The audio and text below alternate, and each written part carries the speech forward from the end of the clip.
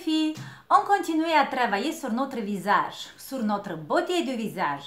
Mais je vais vous donner un petit conseil aujourd'hui comme ex-esthéticien. Arrêtez de torturer, arrêtez de faire mal à votre peau, de mettre les crèmes les plus chères avec beaucoup de composants chimiques. Parce que vous savez, dans mon expérience d'esthéticien, j'ai jamais vu une crème, mais j'ai essayé toutes les crèmes du monde, pas toutes les crèmes, mais j'ai essayé beaucoup de crèmes qui sont très chères. Et il n'existe pas une crème miracle qui va vous aider à éliminer les rides. Pourquoi? Simplement parce que c'est pas la peau qui est coupable de notre ride, c'est qu'un petit pourcent. La crème, c'est seulement pour nous sentir bien, pour sentir la peau qui est un tout petit peu plus douce, c'est tout. Le coupable du vieillissement, c'est les muscles, c'est le squelette. Et maintenant, avec toute notre science médicale qui est très avancée, on a compris que des crèmes miracles n'existent pas et qu'on peut, il existe une chose qui s'appelle très bien marcher, c'est les mains, notre main. On peut modeler le visage avec les doigts, mais c'est une technique qu'il faut la bien sentir, qu'il faut la bien comprendre. On doit opérer avec un muscle comment dire, en arrivant à rentrer maximum avec les doigts et à modeler ce muscle.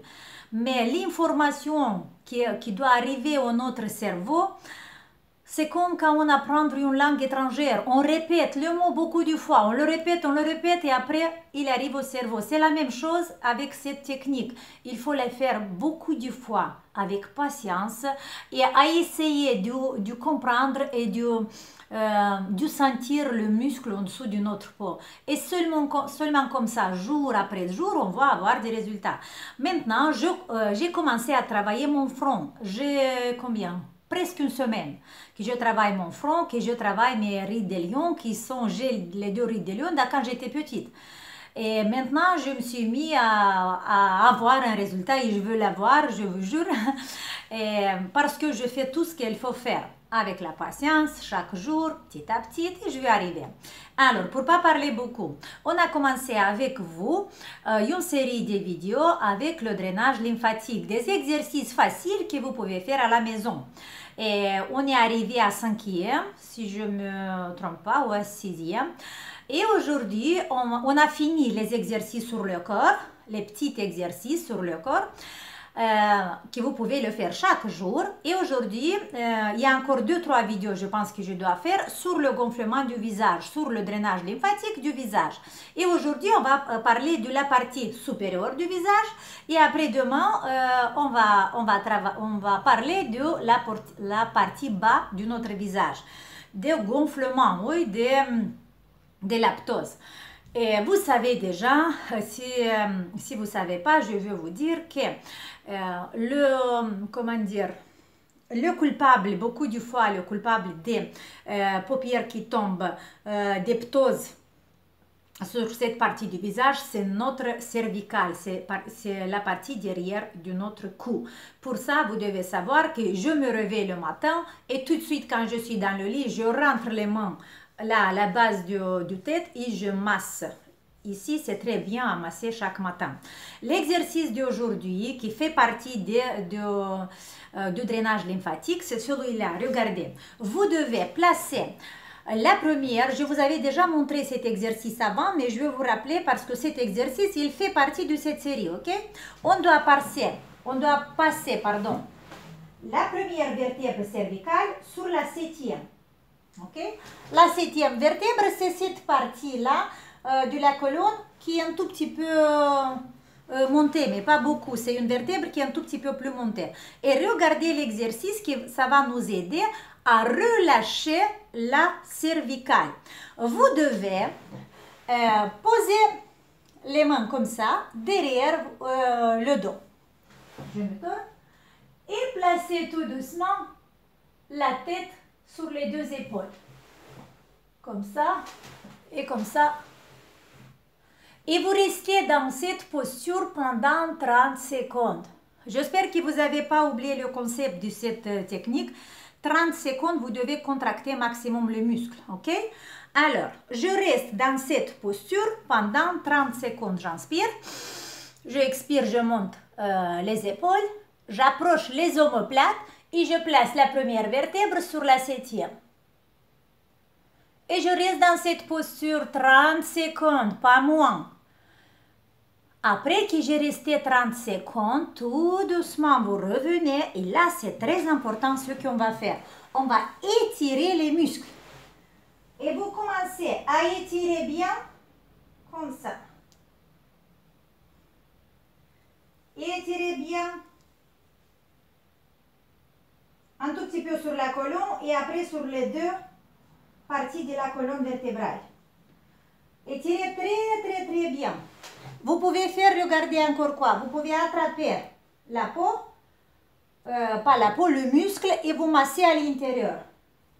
Vous le massez bien et après de nouveau l'étirer. Vous devez arriver à étirer jusqu'à la septième vertèbre. En fait, après qu'on a gardé 30 secondes les muscles très contractés, la cervicale, vous pouvez masser un peu et étirer avec les mains, vous étirez toute la surface du cou derrière.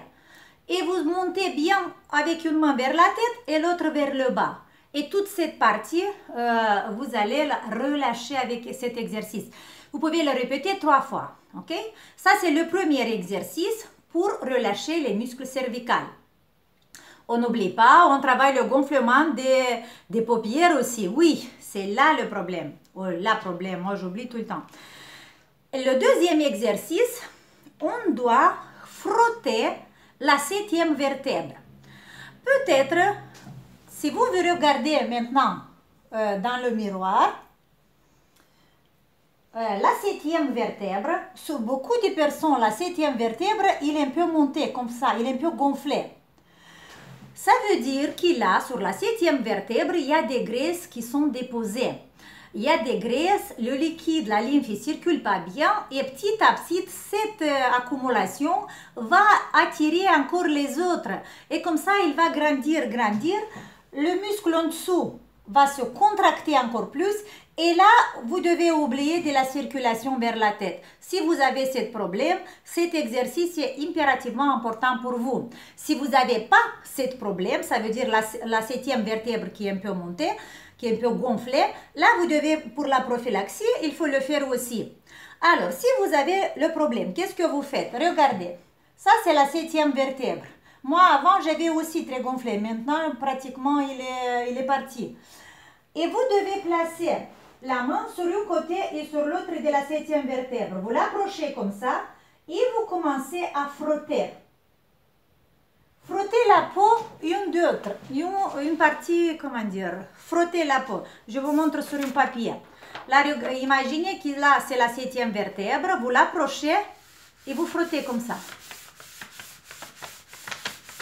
La surface intérieure du peau, une des autres.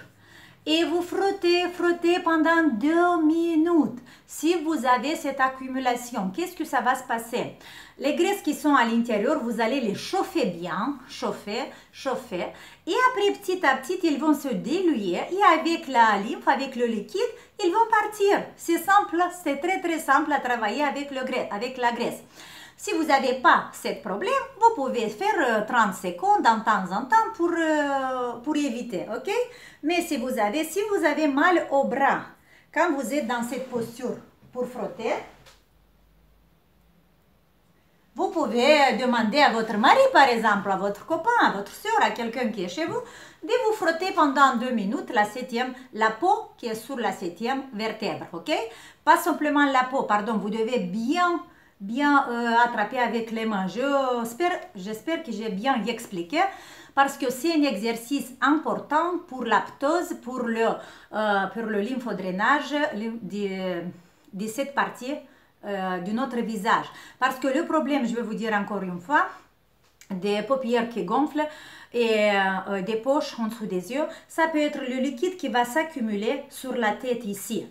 Et je vous donnais déjà un exercice pour ce problème, mais je vous avais dit, la zone cervicale, c'est très important. Il y a deux exercices que vous avez vu aujourd'hui que vous pouvez bien le faire, ok? Ok, j'espère que je vous avais dit tout. J'ai pas fait beaucoup d'erreurs en français. Si j'ai fait, désolé. Et merci pour votre encouragement parce qu'il y a beaucoup de personnes qui m'écrivent des messages pour m'encourager avec mon français et j'apprécie beaucoup. Je suis très contente quand je vois votre commentaire, votre message. Merci du mon cœur. Et allez les filles, on va partir à rendre le monde un tout petit peu plus beau avec notre présence. Bisous et on se voit demain. Ciao!